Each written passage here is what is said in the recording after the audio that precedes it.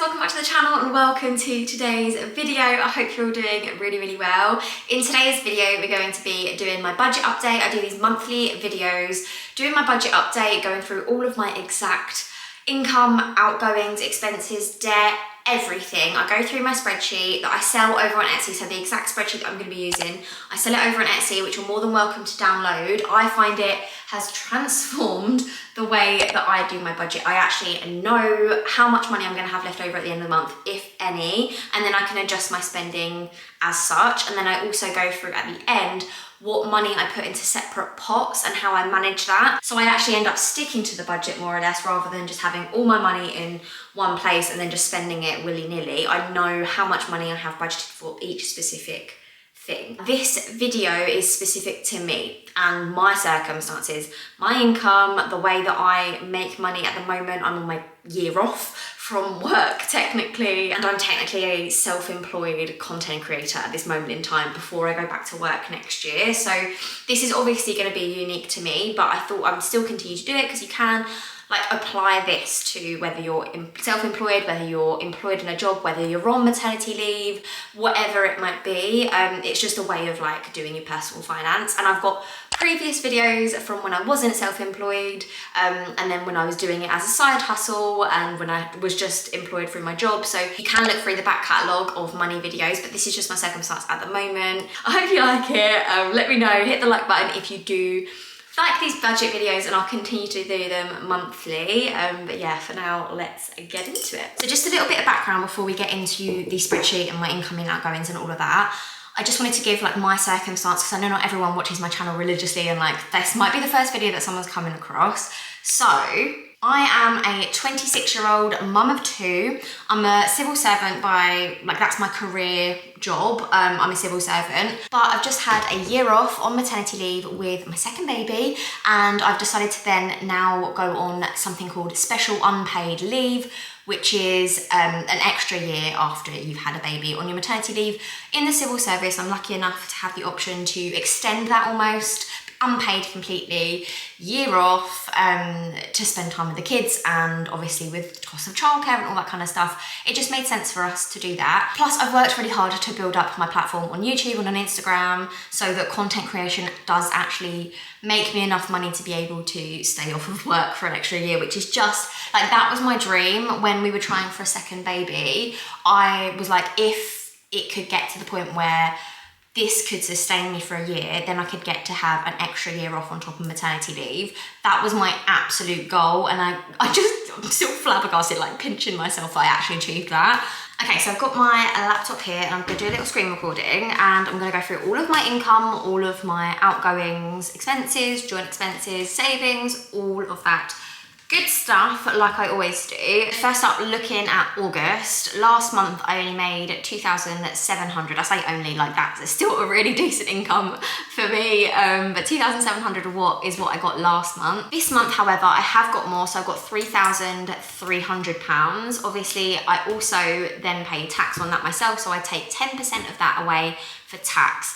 The reason being, I'm just going to pop that in here now. So if I just drag across here, you can see that there's a sum. It says J6 times 0.1, that just means 10%.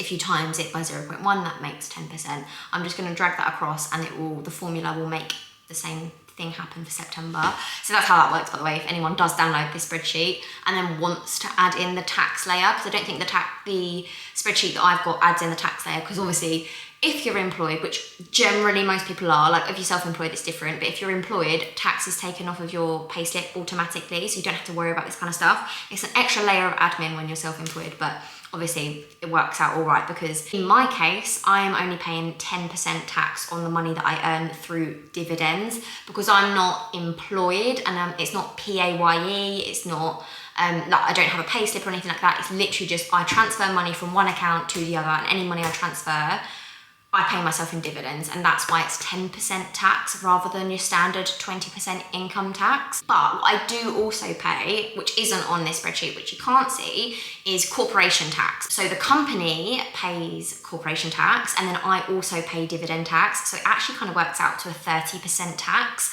So don't worry, I'm paying my fair share of tax if anyone was worried about that. Yeah, trust me, I've got really good accountants and they know what they're doing.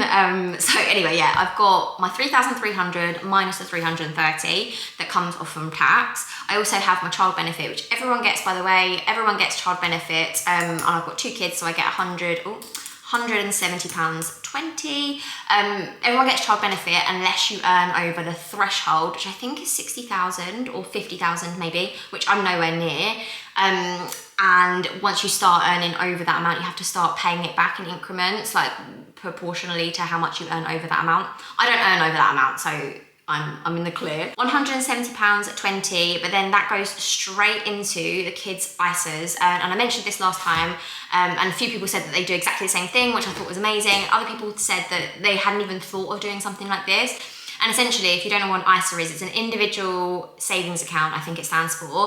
And basically, you can do it where you get like a kids cash ISA, which is like a standard rate that you'll get like interest on it. So say, for example, 1 year it'll be 4%, next year it might be 2%, the following year it might be 5%, but it will all be around that mark. And sometimes it goes really, really low in terms of the interest rate. You might only be getting like 1%, if that, depending on the year, it will fluctuate. However, we actually do a stocks and shares ISA for the kids.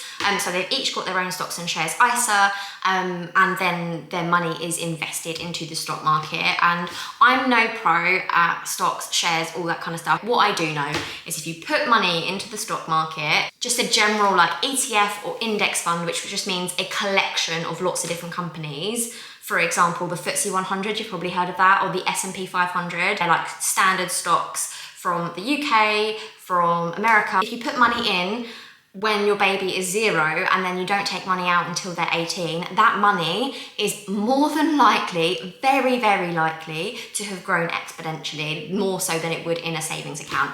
There's risk associated with it. You're literally, like, it's a bet essentially, but the past 50 or so years, I'm sure it goes back further than this, it is clear that that is the smartest money decision you can make. I'm not a financial person, please don't take any advice from me, whatever, all of the disclaimers, but that's what we're doing. I do that for myself as well as the kids. The kids are the ones that I'm focusing on the most. Obviously, every single time they've had child benefit since they were both 0 years old, every single payment has gone into these ISAs, and we're not going to touch it until they're 18. When they're 18, they can decide whether to change it from a child's ISA or kid's ISA to an adult ISA, which would be that's the smartest thing to do, or they can spend it. There's going to be caveats as to what they are allowed to spend it on. I think I'm going to give them some options, like they can do a car and driving lessons, deposit on a house, something like that. All of these big life things that you need a hell of a lot of cash for. You know, an ISA is a great way of building up that nest egg. Anyway, after all of that comes off, my tax, child benefit, all of that kind of stuff, I'm left with £2,970 this month to play with, which is a lot more than was left over last month. So I'm in a decent position this month, and actually none of our joint living expenses have gone up. They're all exactly the same. So I'm just gonna go through them quickly because we went through them all last month. But I've got the mortgage, which is at £626 each. So these are the joint costs, by the way. These are the shared expenses that me and my husband have. So everything you see here is 50% of what it actually costs. So the mortgage is not £626, it's actually £1,250, something like that. So the reason that has gone up, by the way, a few people questioned this in the last video, that has gone up since the July and the June, because we had 2 mortgage products, one from our previous property that we ported over to this property, and then the second one was to add extra, we borrowed extra for this house. So we've got 2 mortgage products and they end on different dates. So one ended in May or June this year, and then the second one ended in August, September this year. So each of those rates were just at poor timing, unfortunately for us. The mortgage rates are still about 4 or 5%, and we are the unlucky ones that have basically had to just fix our mortgage rates right now, which means we've fixed at 5% basically. You know, it's really not not great, but it is what it is. Luck of the draw, that's what comes with mortgages and interest rates and fixing and all that stuff. So anyway, that is what our mortgage payment is going to be for the next 5 years each. Absolutely guaranteed. So at least that's something, that's some sort of certainty, I guess. Mortgage overpayments, we were doing this £100 each. At the moment it's at 0, and we're going to keep it at 0 for now. I think we're just going to see how the rest of the year pans out, and if we decide that we're both okay to start contributing at an equal rate, then we will continue it. Kitchen repayments, we redid our kitchen and we are repaying £80 a month each for that. That is an interest-free loan that we got through B&Q when we redid the kitchen, so we just borrowed that money, but it's interest-free, which is good, so we only repay what we borrowed rather than extra payments on top of that, which is good. Food and groceries, we've got £200. We generally do actually stick to that, which I'm still flabbergasted by. One caveat to that is mostly the household stuff comes out of this as well. So like washing up powder, washing up liquid, you know, all those like kitchen spray, all that kind of stuff, and nappies, that all comes out of this. However, we do also have an Amazon subscribe and save that is £30 a month for like other household things that we don't get at the supermarket.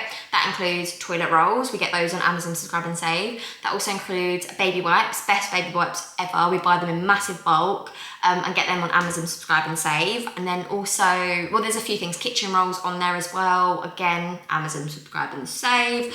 All of these things come either monthly or every 2 months, depending on what item it is, and that actually comes out of Ash's account, so that's not something I ever account for on here, just because he set it up and it just comes out of his account. It was probably, in hindsight, should come out of the joint expenses, but it doesn't. There are things that I pay for that he doesn't contribute towards. I'm sure that's the case for all of you that are in couples. Like, there's always going to be something that just, oh, someone else just pays for that and you pay for that.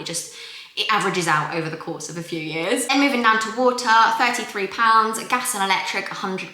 I mentioned this last time, gas and electric isn't £100 for us a month, every month, or sorry, £200 because it's both of us.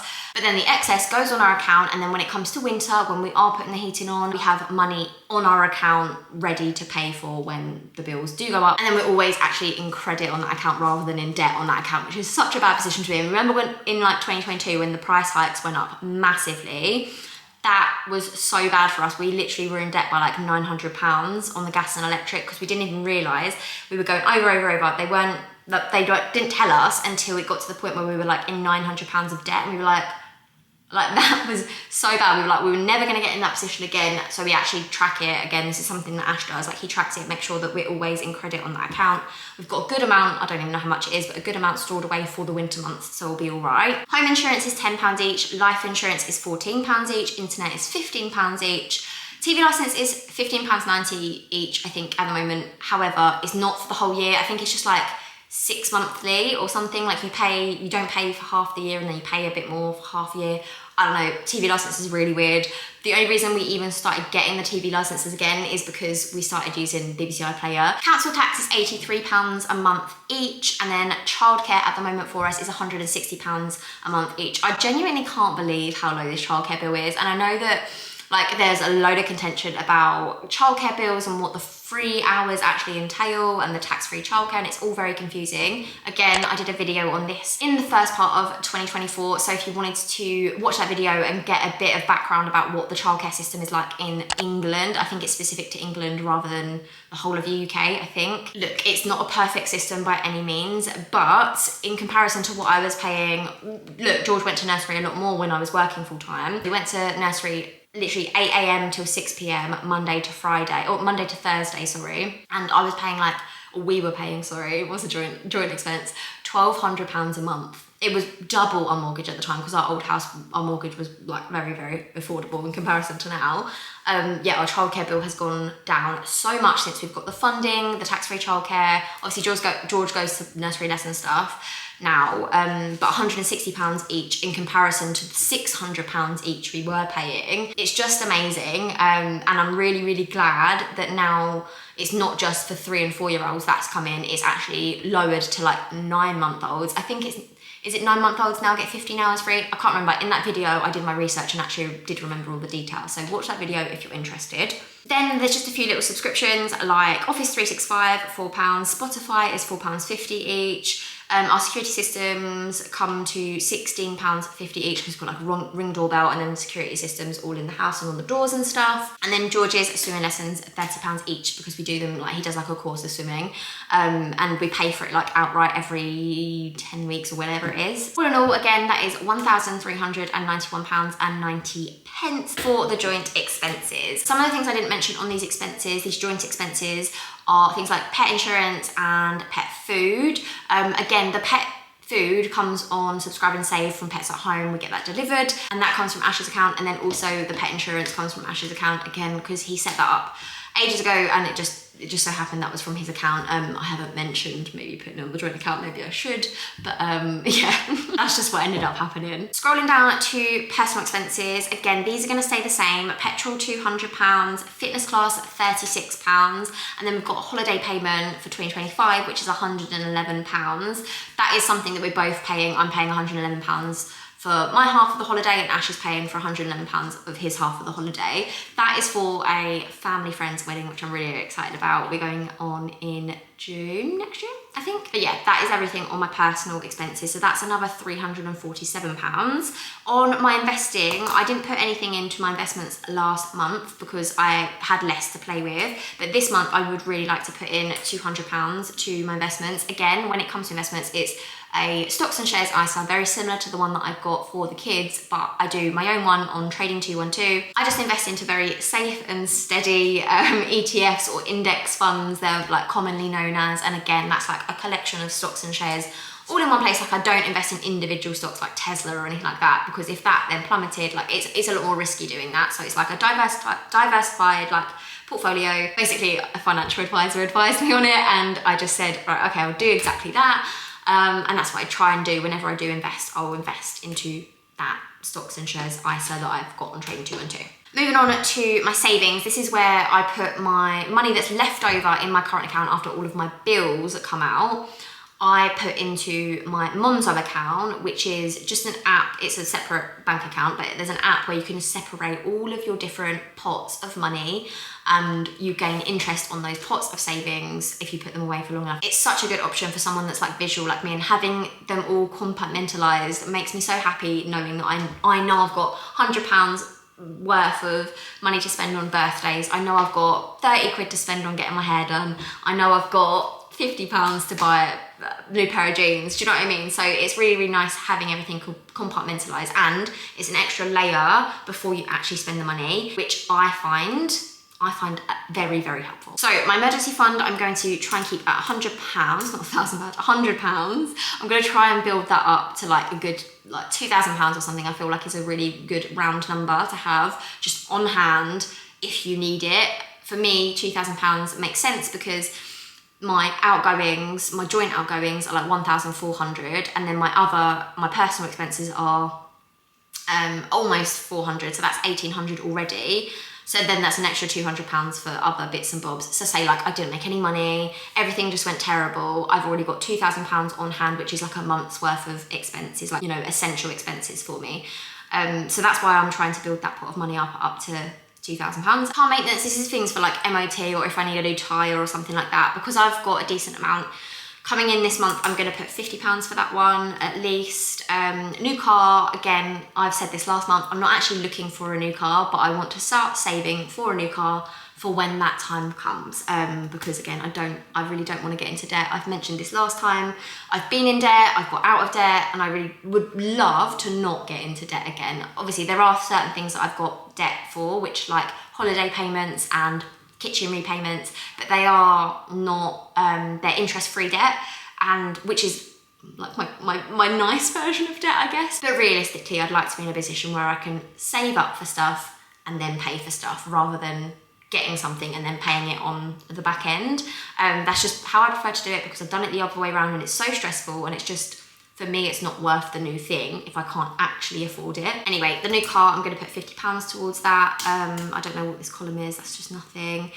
Holiday 2025. So I know I already said we're going on holiday, and I've already got a holiday payment for 2025. But having just come back from holiday with Ash's side of the family, we actually are looking to go away again next year, which might be pushing it, to be honest, budget-wise. And we haven't booked anything yet, but they have booked a holiday that we would really love to go on, maybe even just for a few days rather than the full week that they're going for.